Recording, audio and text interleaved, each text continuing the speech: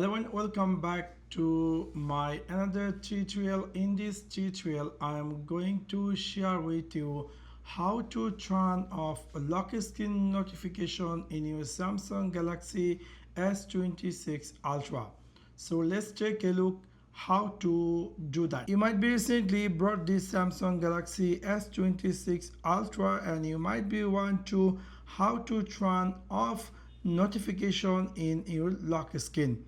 In order to do that, it's really very easy and simple. You need to click in your phone settings section. After click over there, you need to click here notification. After click over notification, you will see a screen appear just like this. From here, you need to click here lock screen. After click over lock screen, you will see there is a different way you can choose here cards notification or icon notification or dot notification, or either if you decide to completely turn off lock screen notification, you can simply turn this off. So from now, if there is any notification also, that's not going to appear in my phone lock screen. So in this simple way, you can easily turn on or off lock screen notification in your Samsung Galaxy S26 Ultra.